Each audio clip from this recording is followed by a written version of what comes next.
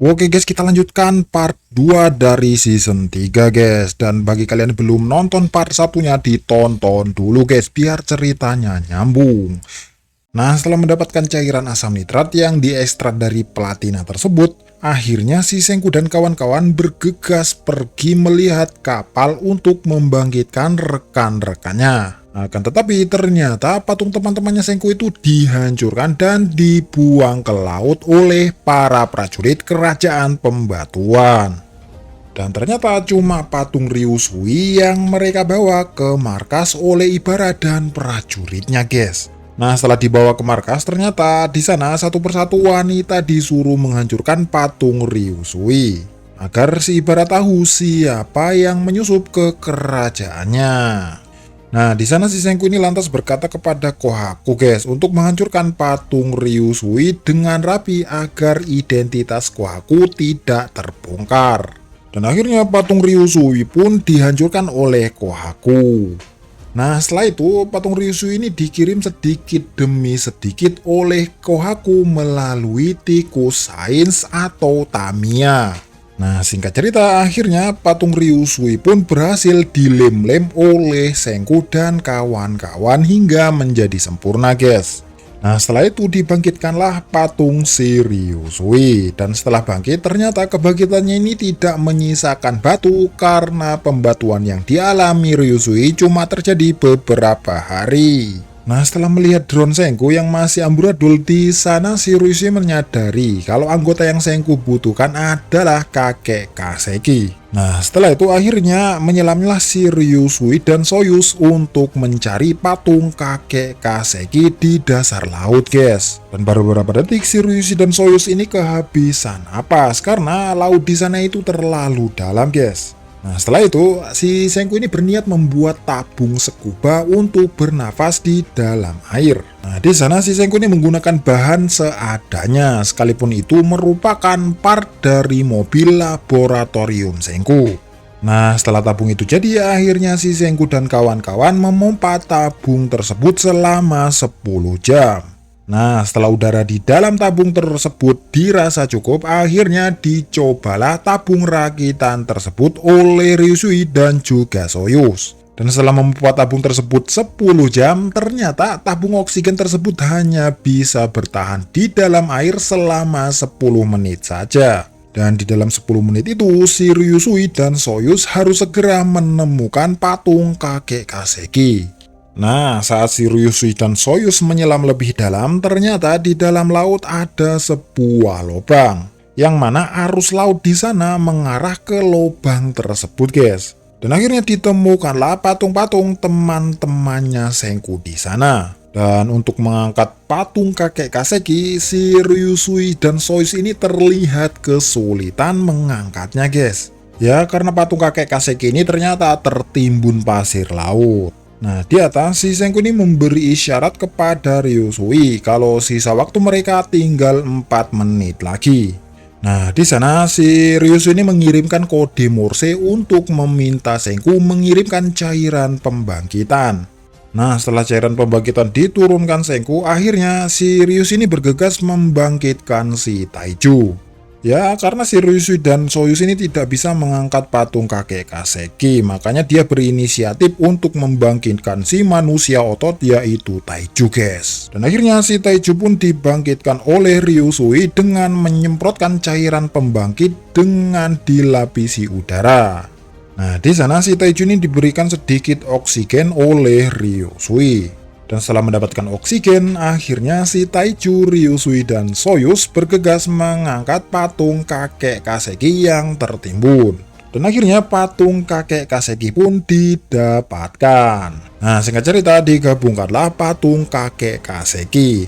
Akan tetapi sisa potongan di punggungnya saja yang belum didapatkan. Nah, di sana si Suike ini malah berkata kalau potongan kakek Kaseki yang belum didapatkan seperti bentuk tai. Nah, tiba-tiba datanglah si Taiju dengan membawa serpihan-serpihan patung yang dia dapatkan di dalam laut. Dan alhasil didapatkanlah potongan patung kakek Kaseki tersebut yang mirip tai. Nah, di sana si Taiju ini langsung bergegas kembali ke dasar laut, guys. Yaitu untuk mengambil sisa patung-patung walaupun tanpa tabung scuba. Ya, karena si Taiju ini merupakan manusia yang tahan banting dan tahan napas tentunya. Nah, di sana setelah si kakek Kaseki bangkit, akhirnya kakek Kaseki malah senang karena bisa merasakan menjadi manusia batu. Dan setelah menjadi batu, si kakek Kaseki ini tambah gesit karena penyakit-penyakit tua seperti nyeri sendi dan lain sebagainya itu bisa sembuh, guys. Nah, setelah itu si Senku ini langsung tanpa basa-basi menyuruhnya membuat drone. Mendengar kata-kata drone, si kakek Kaseki ini langsung bersemangat. Akan tetapi langsung putus asa setelah melihat mobil kesayangannya hancur lebur. Dan akhirnya mereka semua mengerjakan pekerjaannya masing-masing. Si Senku sibuk merakit drone, si kakek Kaseki sibuk memperbaiki mobilnya terlebih dahulu, tim otot fokus mengumpulkan batu di dasar laut, dan selainnya merakit patung-patung yang dibawa oleh tim otot. Nah, singkat cerita, patung teman-temannya Senku pun berhasil digabungkan. Dan ternyata bukan hanya teman-temannya Senku, guys. Ternyata ada patung lain yang dibawa Taiju. Dan ternyata itu adalah patung orang desa yang terkena cahaya pembatuan pada zaman dahulu. Nah, setelah itu akhirnya drone pun berhasil dibuat, akan tetapi masih tahap pengujian. Ya, karena si Senku ini belum membuat drone tersebut terbang dengan stabil. Ya, pada zaman itu tuh mungkin belum ada giroskop, guys. Nah, di dalam kerajaan pembatuan, si Ginro ini ternyata dipanggil oleh pemimpin kerajaan pembatuan. Nah, saat si Ginro ini memasuki ruang pemimpin, ternyata di sana ada Ibara yang ingin memperkaos Ginro. Nah, di sana si Ginro ini mengaku kalau dia adalah seorang lelaki. Akan tetapi si Ibara ini tidak percaya dan tetap akan memperkaos Ginro. Nah, sementara itu si Kohaku ini ternyata dihadang oleh Mos, yaitu komandan terkuat kerajaan pembatuan. Nah, di sana si Kohaku ini langsung bergegas kabur, guys, dan menghabisi para prajurit kerajaan pembatuan. Dan saat si Owarashi ini mencegat Kohaku dan berniat ingin membunuhnya, si Mos pun datang menghantam Owarashi.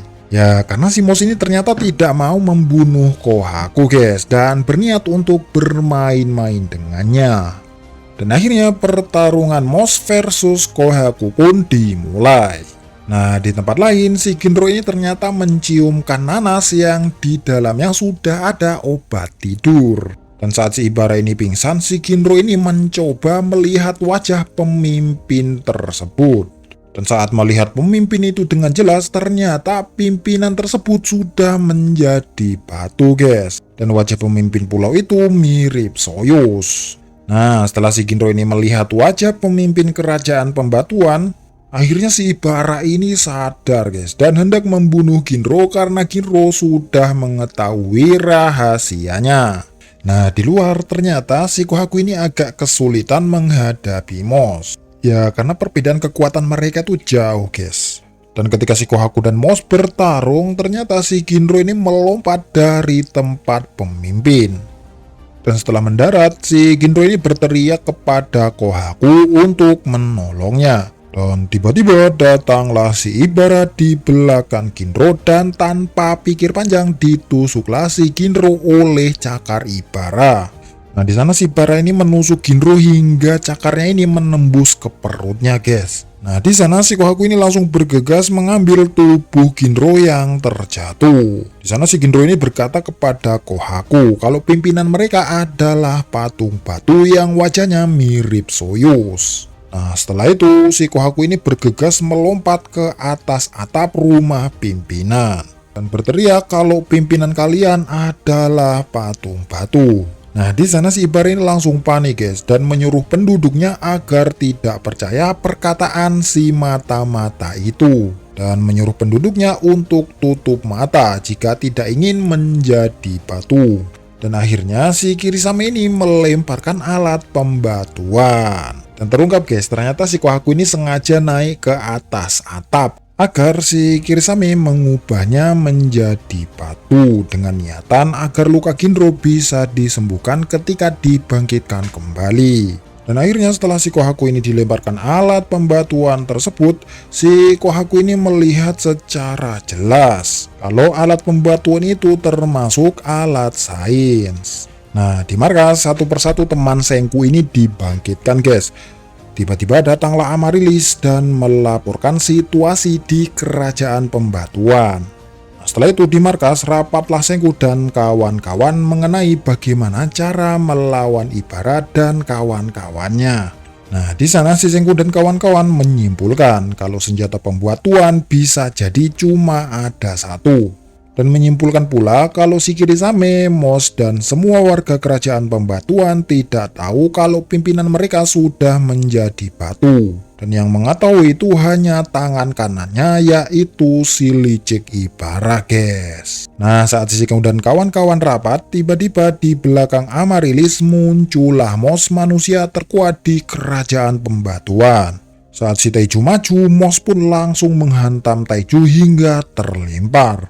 Nah, di sana si Senku dan kawan-kawan mengetahui mengapa si Mos ini membiarkan Kohaku, Ginro, dan Amaryllis bebas mengerjakan apapun. Dan ternyata si Mos ini tidak peduli, guys, kalau si Ibara ini mati ataupun dikalahkan. Ya, intinya si Mos ini tidak taat sepenuhnya dengan Ibara. Nah, setelah itu majulah si Gen dan mengajak si Mos untuk bekerja sama dengan kerajaan sains mengalahkan Ibara. Nah, di sana terungkap, guys, kalau si Mos ini sudah mengetahui kalau dalang di balik pembatuan pemimpinnya adalah Ibara. Dan untuk melawan Ibara, si Mos ini ternyata tidak bisa berkutik. Karena si Ibara ini mempunyai tangan kanan yang bertanggung jawab memegang senjata pembatuan, yaitu Kirisame. Jikalau tidak ada alat pembatuan tersebut, dari dulu si Mos ini sudah pasti akan membunuh Ibara dan menjadi pemimpin kerajaan pembatuan. Nah, akhirnya si Mos pun bersedia bekerja sama dengan Senku dan kawan-kawan. Ya, tentunya dengan imbalan kalau dia akan menjadi pimpinan pulau tersebut. Dan tentunya alat pembatuan juga akan menjadi miliknya. Nah, di sana si Gen ini mau tak mau setuju dengan syarat Mos, ya, daripada meninggoy di tangan Mos.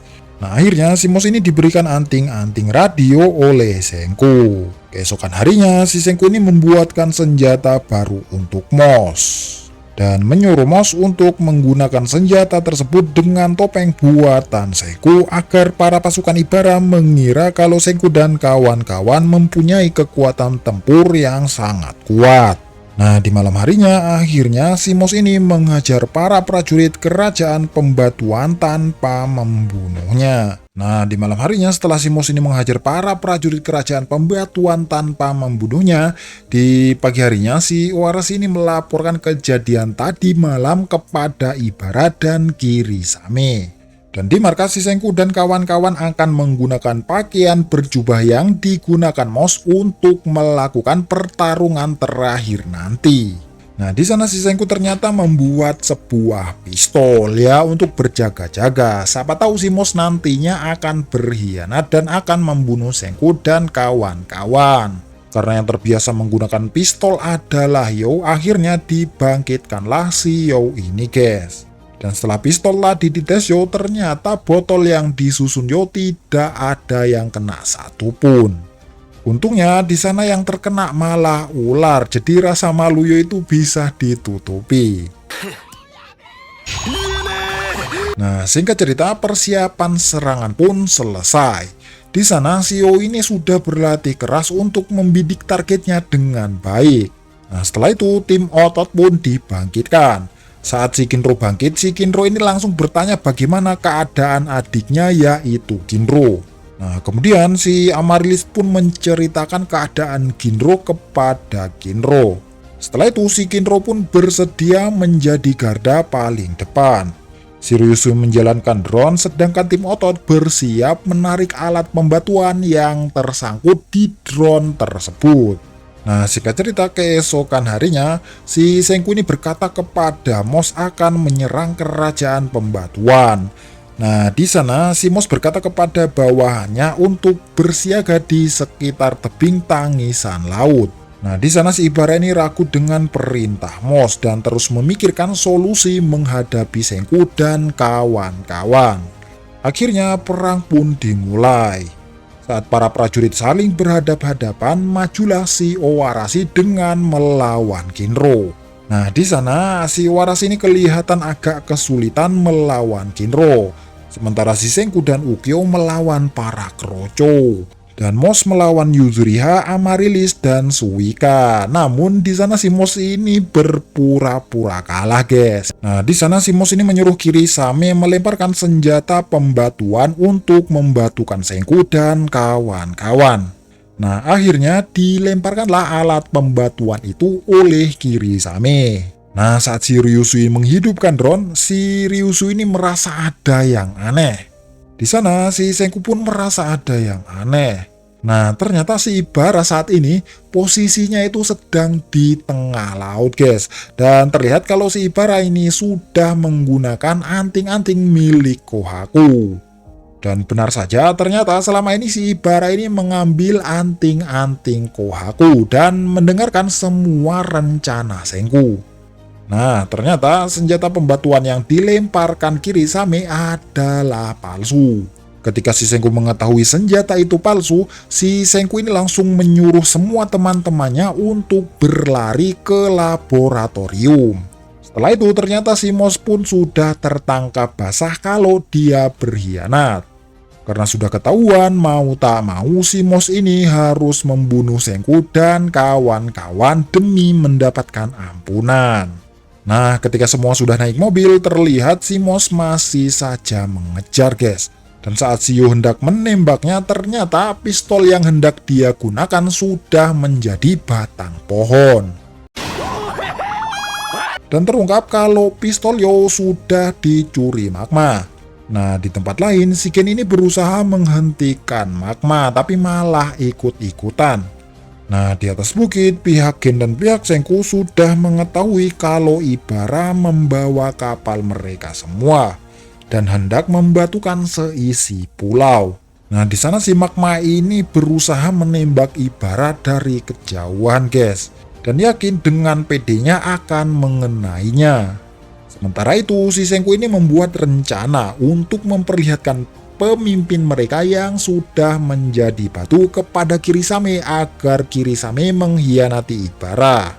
Di sana, si Senku ini membagi kelompok menjadi dua. Ada yang bertugas mengambil patung pemimpin dan ada yang bertugas menghentikan Ibara dan para prajuritnya di kapal.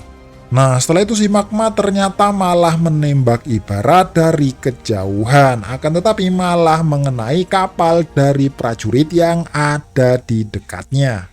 Di sana si Gen dan Magma mengambil alih perahu yang ditembak Magma tadi dan bergegas mendekati Ibara di kapal. Dan ternyata tim Senku dan kawan-kawan bergegas mengejar Magma untuk mengambil pistol tersebut. Sementara tim yang ditugaskan mengambil patung tetua, ternyata di sana si Ukyo ini membakar markas kerajaan pembatuan agar para prajurit di markas pembatuan kocar-kacir. Nah, si Taiju dan kawan-kawan ketika hendak mengambil patung pemimpin desa, ternyata patungnya sudah hancur berkeping-keping, guys.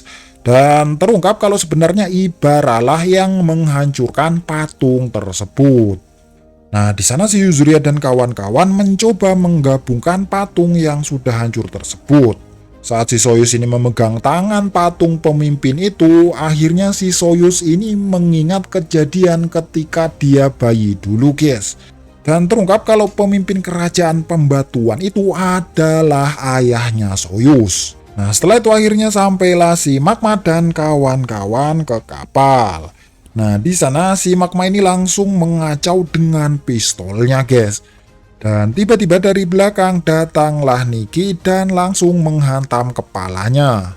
Dan setelah si Yo melihat peluru pistolnya ternyata cuma tersisa 3 biji, ternyata di sana si Senku ini memasukkan magnesium ke pistol Yo dan ketika ditembakkan terciptalah kembang api.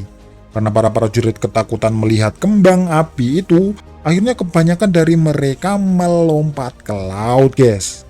Nah, setelah itu tiba-tiba datanglah si Moss mendekat ke kapal, ya dengan niatan untuk menghabisi Senku. Nah, saat si Yo ini mencoba membidik Moss, di sana si Moss ini segera menuju ke arah Yo dan langsung menghantam Yo hingga terlempar ke laut. Nah, di sana si Moss ini memasuki kapal dan bertarung dengan Kinro. Namun, si Kinro ini masih saja belum bisa menandingi kekuatan dari Moss, guys. Walaupun si Nikki maju, akan tetapi dengan sekali geprek, si Nikki ini langsung terlempar. Nah, setelah itu si Senku dan kawan-kawan bergegas masuk ke dalam kabin kapal. Walaupun si Senku ini mengunci ruangan itu dengan pintu besi, akan tetapi si Moss masih saja bisa menerobos masuk, guys. Nah, ternyata di sana juga ada Ibara. Tanpa pikir panjang, si Senku ini mengeluarkan kartu Joker terakhirnya, yaitu dengan membangkitkan Hyuga untuk melawan Moss dan juga Ibara. Nah, saat si Ibara ini melihat si Senku bisa menghidupkan manusia yang telah menjadi patung, akhirnya si Ibara bergegas pergi dari kapal. Dan terungkap kalau si Ibara ini bergegas mengambil patung pimpinan pulau atau ayahnya Soyuz. Karena takutnya nantinya si Senku ini akan membangkitkan patung itu lagi. Nah, di kapal si Hyuga ini berkata kepada Senku, "Mengapa kau membangkitkanku? Padahal kan kita musuh," kata si Hyuga. "Bisa saja saya akan bergabung dengan Moss dan menghabisi kalian." Nah, di sana si Gen ini langsung berpikir, guys, bagaimana cara agar si Hyuga ini berpihak kepada Senku dan kawan-kawan. Nah, di sana si Moss mencoba menghasut Hyuga untuk bekerja sama dengannya, dengan iming-iming akan diberikan wanita-wanita cantik. Namun di sana si Ryusu ini memotong pembicaraan Moss kalau semua wanita itu cantik. Nah, setelah Hyuga mendengar jawaban Moss kalau si Moss hanya suka wanita-wanita cantik dan tidak peduli dengan wanita atau pria yang tidak mempunyai bakat, akhirnya si Hyuga ini memutuskan untuk berpihak kepada Senku. Nah, di markas pembatuan akhirnya si Yuzuriha dan kawan-kawan berhasil menyatukan patung pimpinan desa, yaitu ayahnya Soyuz. Nah, setelah si Hyuga ini berpihak kepada Senku dan kawan-kawan, pertarungan Hyuga versus Moss pun dimulai.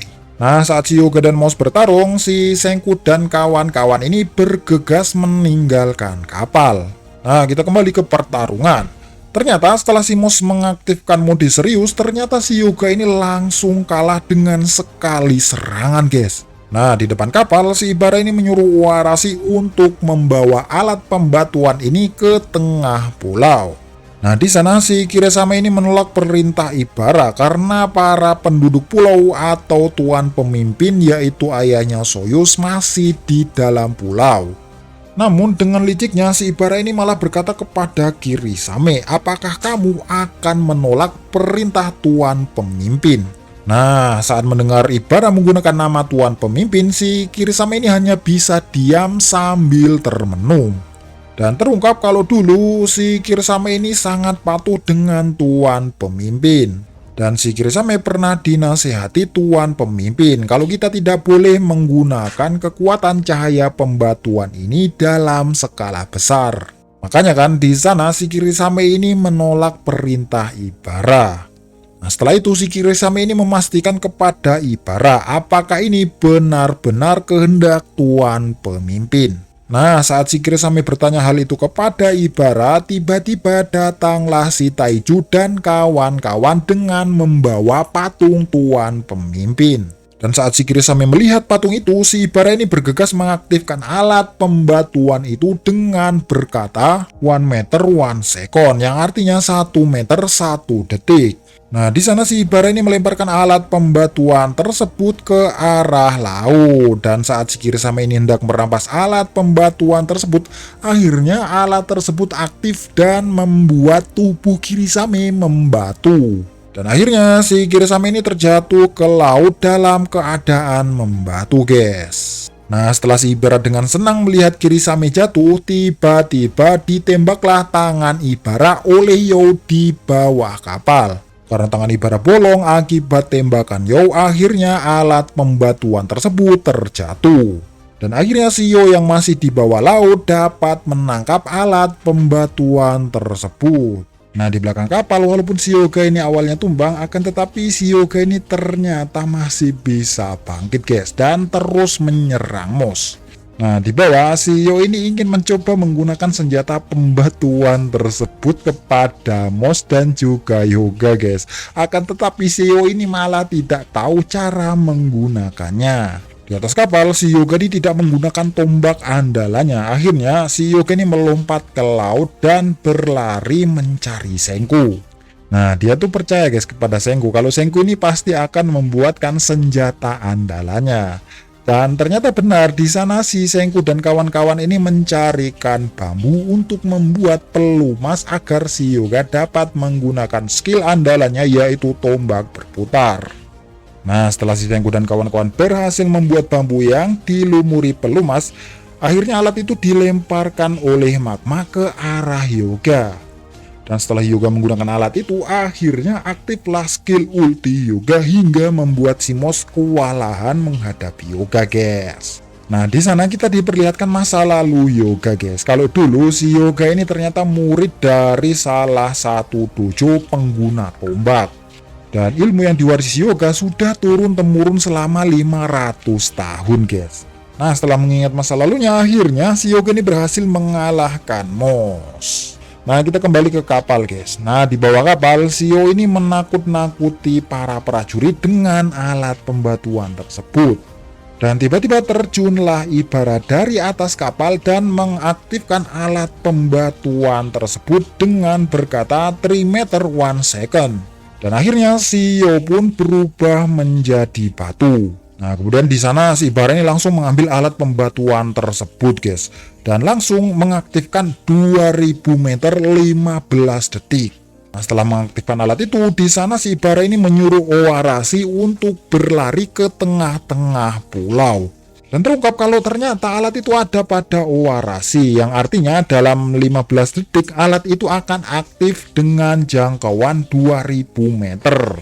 Yang mana jangkauan itu akan membatukan semua manusia di dalam pulau tersebut guys. Nah, setelah si Senku dan teman-temannya melihat Owarashi lari dengan tergesa-gesa, akhirnya si Senku dan kawan-kawan langsung mengetahui kalau alat pembatuan itu ada pada Owarashi. Dan Owarashi saat ini bergegas lari ke tengah pulau. Nah, di sana teman-teman Senku ini berlari mengejar Owarashi dan hendak menghentikannya. Nah, setelah hampir sampai di tengah-tengah pulau, si Taiju ini ternyata berhasil menangkap Owarashi. Dan terungkap kalau alat pembatuan tersebut ditelan oleh Owarashi. Nah, mengapa si Owarashi ini berlari ke tengah pulau? Ternyata si Ibara ini membohongi Owarashi. Jikalau kamu tidak ingin menjadi batu, maka berlarilah ke tengah pulau, kata Ibara. Nah, setelah si Taiju menangkap Owarashi, akhirnya aktiflah alat pembatuan tersebut dari dalam perut Owarashi. Dan akhirnya membatulah semua orang yang ada di pulau. Nah, setelah berhasil membuat seisi pulau membatu, akhirnya Ibara kembali ke pulau tersebut guys. Dan saat si Ibara ini sampai ke lokasi teman-teman Senku, si Ibara ini melihat kalau teman-teman Senku berbaris rapi dengan pose yang sama. Nah, saat si Ibara melihat wajah Soyuz, Ibara ini kembali mengingat ketika si Ibara membatukan pemimpin pulau atau ayahnya Soyuz. Dan terungkap kalau si Ibara ingin membunuh Soyuz ketika masih kecil. Karena saat itu ya cuma Soyuz guys yang melihat si Ibara membatukan ayahnya. Makanya walaupun masih bayi, si Ibara ini berniat membunuh Soyuz. Namun sebelum Soyuz ini dibunuh, si Soyuz ini dibawa oleh seorang wanita yang membawa Soyuz kabur dari pulau ini. Nah, singkat cerita akhirnya si Ibara ini sampai ke patung Owarashi. Nah, saat sampai ke patung Owarashi, si Ibara ini langsung menghancurkan patung Owarashi dan mengambil alat pembatuan dari dalam patung Owarashi, guys. Nah, di sana si Ibara ini sangat senang karena mendapatkan alat pembatuan itu kembali. Nah, setelah itu si Ibara ini melihat jejak kaki di sana, guys. Dan tanpa pikir panjang, si Ibara ini langsung mengikuti jejak kaki tersebut. Nah, setelah itu si Ibara ini mengikuti jejak kaki tersebut sampai di tempat atau lokasi mobil laboratorium milik Sengku. Dan ketika berada di depan pintu laboratorium Sengku, speaker dari telepon yang ada di dalam mobil itu berbunyi 5 meter 1 second. 5 meter 1 second. Nah, mendengar kata-kata itu, si Ibara ini langsung melemparkan alat pembatuan tersebut karena takut kalau alat itu aktif. Nah, akhirnya di sana muncullah Sengku. Dan ketika si Ibara melihat Sengku, alangkah kagetnya si Ibara melihat Sengku masih hidup dan tidak membatu.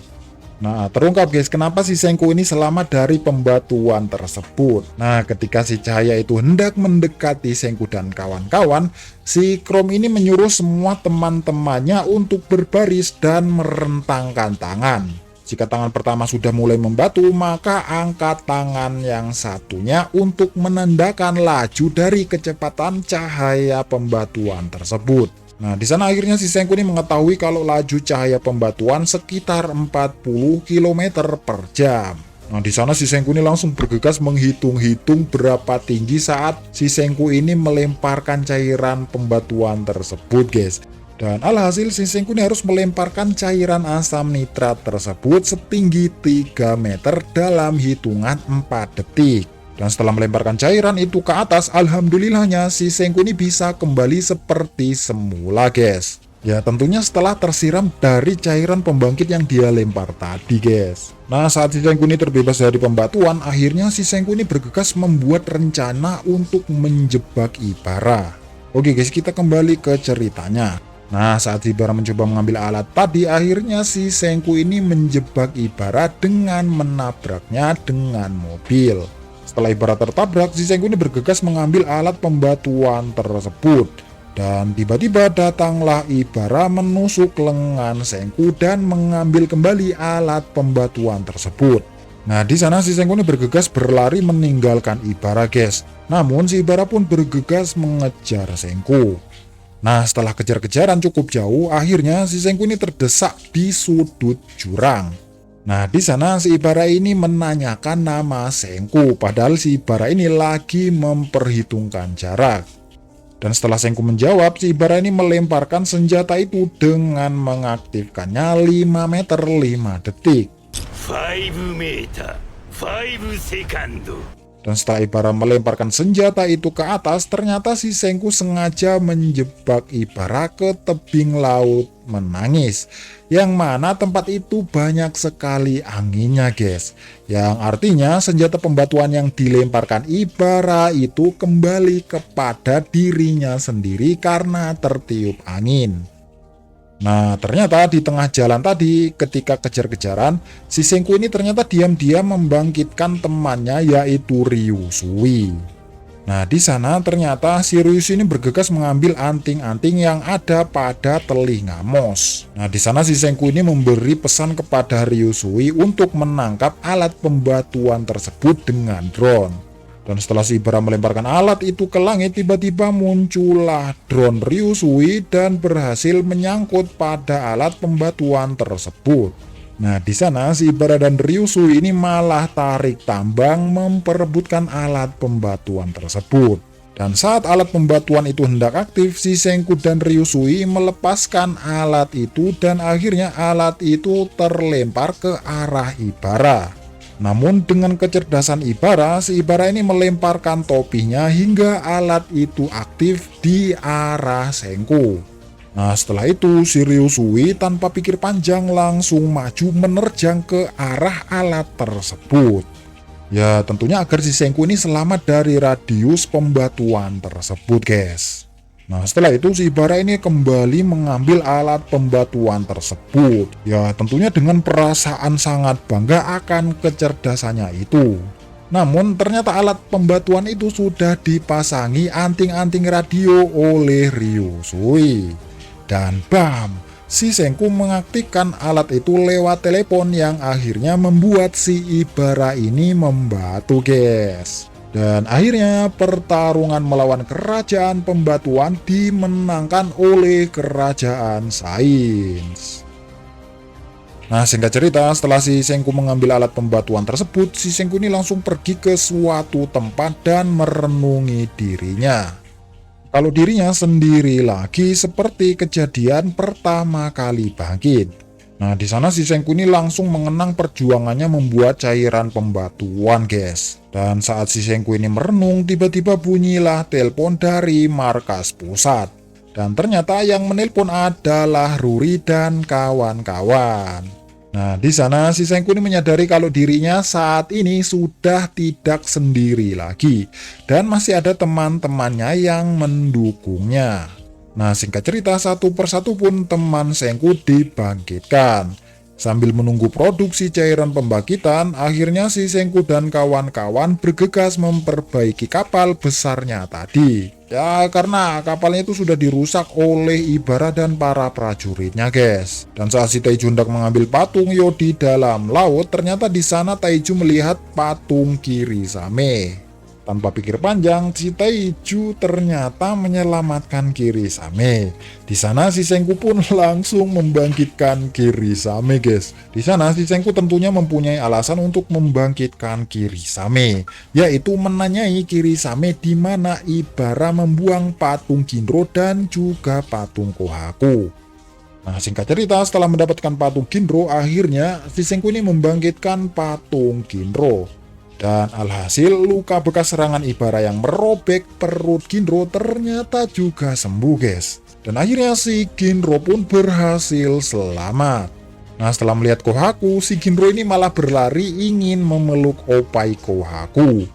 Dan tanpa basa-basi, si Kohaku ini langsung menghantam Ginro hingga terlempar. Nah, setelah itu si Kohaku ini langsung memeluk Senku karena si Senku berhasil memenangkan pertarungan dan menyembuhkan Ginro.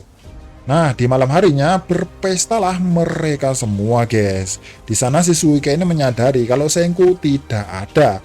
Dan ternyata si Senku dan tim kerajinan memperbaiki alat komunikasi kapal. Nah, saat si Senku ini menelpon Ruri dan diangkat, ternyata di tengah perbincangan tiba-tiba signal aneh yang seperti dulu muncul lagi, guys. Dan tiba-tiba signal aneh itu memunculkan suara yaitu 12 juta meter 1 second.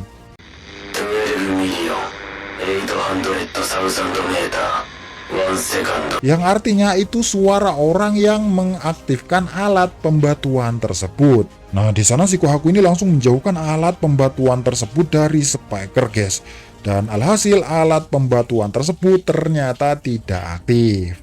Ya, karena syarat pengaktifannya itu harus dekat sekali, guys. Nah, di sana si Senku berkata kepada teman-temannya kalau angka 12 juta meter adalah diameter bumi. Dan bukan hanya itu saja yang heran, guys. Akan tetapi yang bikin heran, suara yang berbunyi tadi merupakan suara Senku. Nah, di sana terheranlah semua orang, bahkan Senku pun terheran karena si Senku tidak mengingat dia pernah mengatakan hal tersebut. Dan terungkap kalau itu ternyata cuma rekaman, guys, dan diputar berulang-ulang kali. Nah, di sana si Senku dan kawan-kawan masih memikirkan bagaimana cara orang itu membuat rekaman di zaman batu ini. Nah, kalau dipikir-pikir, bagaimana, guys, orang itu tuh kok bisa meniru suara Senku? Apakah lewat AI? Pokoknya Mimin nggak tahu dan masih menjadi misteri besar, guys. Nah, setelah itu si Kohaku dan Kirisame berduel kembali karena ingin tahu siapa yang paling kuat di antara mereka. Ya, karena kemarin si Kohaku ini memakai gaun, guys, jadi tidak bisa leluasa bergerak. Namun di sana pertandingan jadi kacau, guys, karena si Ginro ini malah kabur dan tidak mau ikut bertanding juga. Nah, di sana si Kohaku ini malah mengejar Ginro. Nah, di tempat lain si Senku ini membangkitkan patung lain yang diduga itu adalah patung orang-orang yang terdahulu. Yang tentunya orang itu mengetahui asal muasal atau asal mula alat pembatuan tersebut. Dan setelah dibangkitkan, si Senku ini langsung menanyai tentang alat pembatuan tersebut. Dan belum sempat menjawab, ternyata orang tadi ini melihat Ginro yang dikejar Kohaku. Tanpa pikir panjang, orang tadi ini langsung menghantam Kohaku dan Kirisame. Dan orang tadi ini malah tunduk di depan Ginro, guys. Dan terungkap kalau ternyata muka Ginro ini mirip dengan wajah pemimpin pada zaman dahulu. Ya tentunya pemimpinnya orang itu pada zaman dahulu guys. Dan terungkap kalau nama pemuda itu adalah Matsukaze. Nah setelah itu si Matsukaze ini menceritakan asal muasal benda tersebut didapatkan.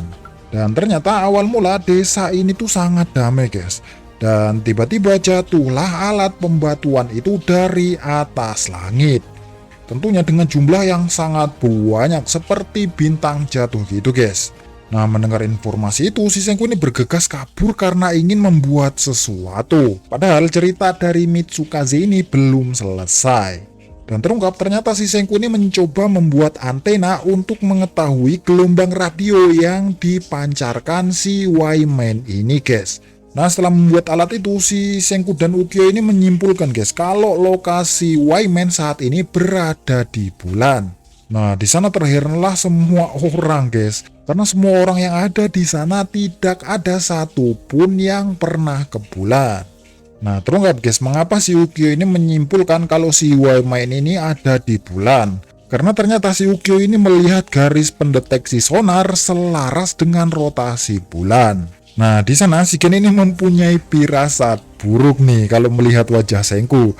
Dan ternyata benar si Senku ini tiba-tiba berkata kalau kali ini kita akan pergi ke bulan. Nah kali ini alat yang Senku buat untuk pergi ke bulan adalah roket guys. Dan untuk mengumpulkan bahan-bahannya kita harus keliling dunia untuk mendapatkannya.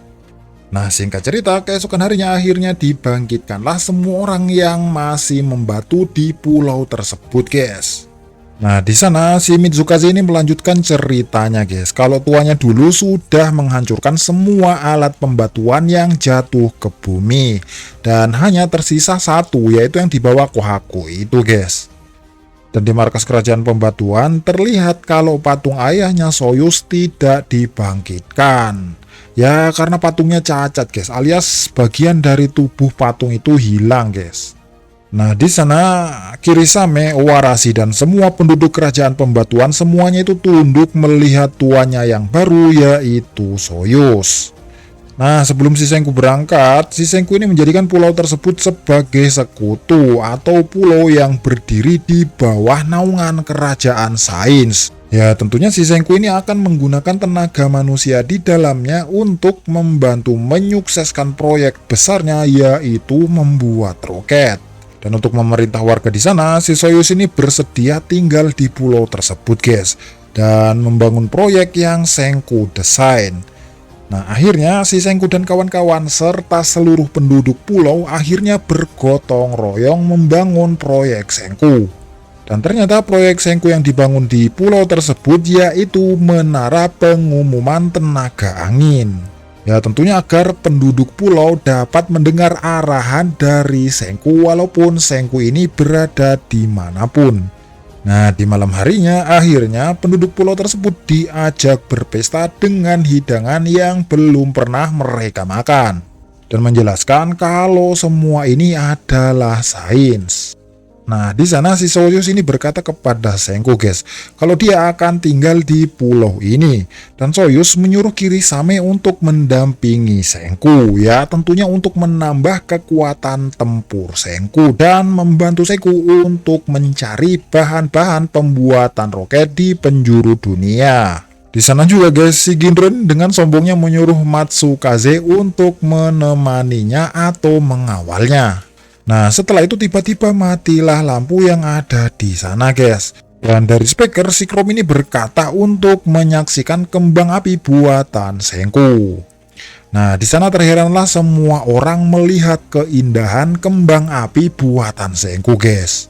Nah di sana si Gen ini menjelaskan kalau pada zaman kami diadakan festival kembang api untuk menenangkan jiwa orang yang sudah mati. Ya atau bisa dibilang itu menghormati dan menenangkan orang atau arwah yang sudah mati guys. Senku membuat kembang api diperuntukkan untuk Soyuz untuk menghormati kepergian ayahnya.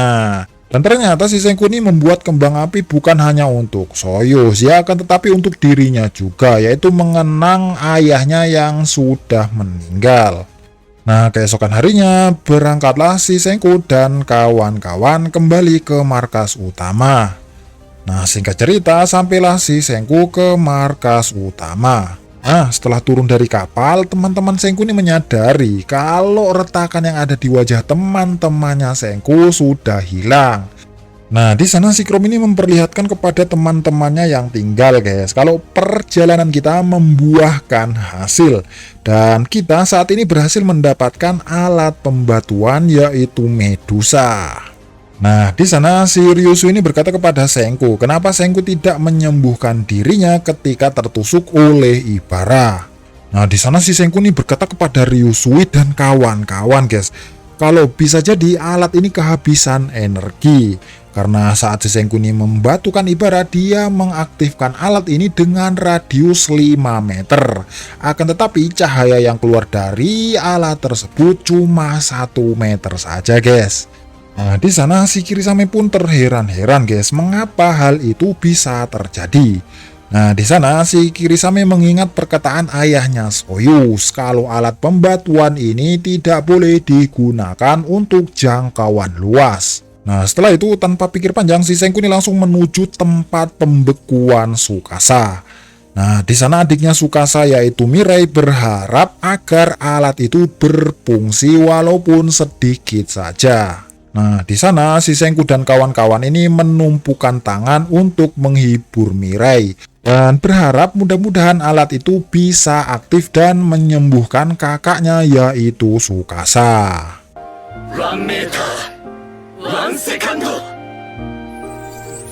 Nah, setelah alat itu diaktifkan, ternyata alat itu masih mempunyai energi, guys. Dan alhasil si Tsukasa bangkit kembali dan berhasil sembuh dari luka-lukanya. Nah, setelah bangkit, si Tsukasa ini menenangkan adiknya dan langsung bergegas ke arah Senku. Di sana si Tsukasa ini langsung bertanya bagaimana situasi saat ini.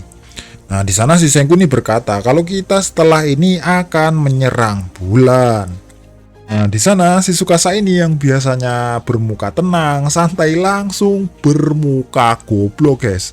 Nah, di sana si Tsukasa ini langsung paham karena roket yang membawa ke bulan itu terbatas, makanya si Senku membangkitkan Tsukasa untuk menemaninya pergi ke bulan.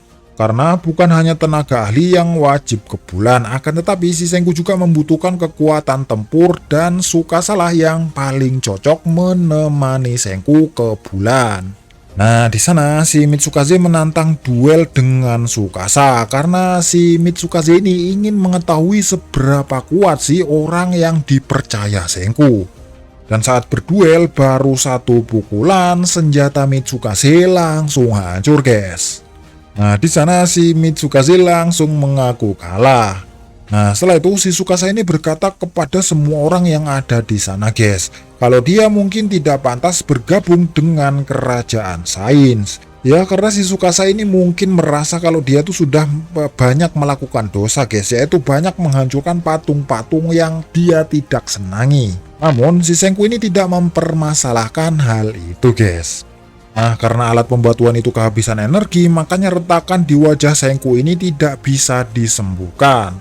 Nah, di sana si Gen ini langsung menghibur Senku dengan membuat retakan di wajahnya dengan cat. Dan tiba-tiba semua teman Senku langsung mengikuti Gen dan langsung mengecat tubuhnya seperti sedia kala. Nah, di sana si Gen ini langsung memberikan cat itu kepada Tsukasa dan akhirnya si Tsukasa bersedia mengecat wajahnya.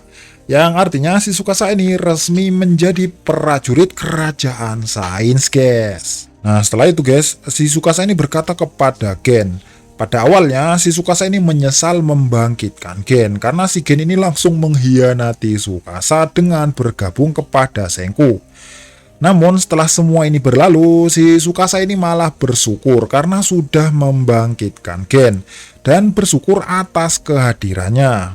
Nah, setelah itu si Senku ini memberikan cetak biru atau desainan alat peraga ruang angkasa kepada tim kerajinan yaitu kakek Kaseki dan Yuzuriha. Setelah beberapa hari, alat itu pun sudah jadi. Dan setelah Senku dan kawan-kawan masuk ke dalam alat tersebut, alangkah kagetnya Senku dan kawan-kawan kalau ternyata alat ini lebih bagus dari yang dipikirkan Senku. Dan terungkap guys, kalau alat itu ternyata untuk menandai masing-masing bahan yang didapatkan Senku untuk pembuatan roket. Nah, singkat cerita, di sana si Senku ini berkata kepada teman-temannya, kalau daerah yang akan kita tuju saat ini adalah benua Amerika. Karena di sana adalah tempat yang subur akan jagungnya. Dan terungkap kalau jagung juga dapat menjadi alkohol untuk membangkitkan manusia yang membatu. Nah, keesokan harinya akhirnya berangkatlah Senku dan kawan-kawan ke benua Amerika. Dan perjalanan untuk mencari bahan pergi ke bulan pun dimulai.